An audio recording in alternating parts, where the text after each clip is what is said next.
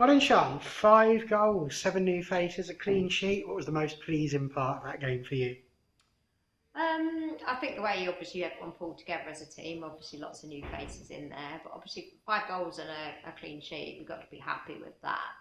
I think there's definitely room for improvement, knowing the squad and the players we've got, but overall the fact that they've come together and been thrown in over the last few weeks and pulled together so well, yeah, really pleased with the progress so far.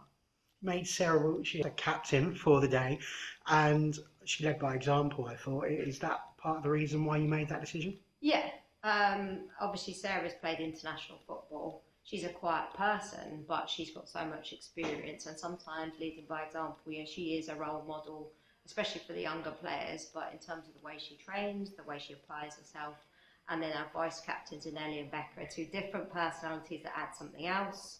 And we've got Lucy, obviously, that's the club captain. So I think we've got a really good blend of leaders. And to be honest with you, there are other senior players that could easily have been involved there. You know, we've got a good group of senior players within the club. Excellent. And I had to notice as well that right at the very end, there was a little bit of running afterwards as well, which is quite a message. What's the thinking behind that? It's just a little boost. Obviously, we've had people going in and out on the pitch as well. But if you can do 90 minutes and then do a little bit more, then we're developing the fitness levels. Obviously, through the summer, everyone's full-time working. They've had time off to do, you know, to have holidays and things, which is fair enough. Everybody's got to at some point. So it's that little bit of a boost. We want to, I think most of the players will say they want to be a little bit further ahead. And we're preparing for the season, not just for Sunday, really.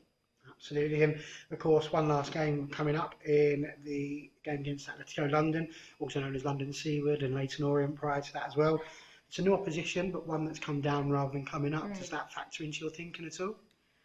Yeah, I mean, I have been surprised at how many people move around and how much it's a bit like all change within the sort of tier 4 and tier 5. So I don't think you know what you're coming up against. I think this will be a very competitive division.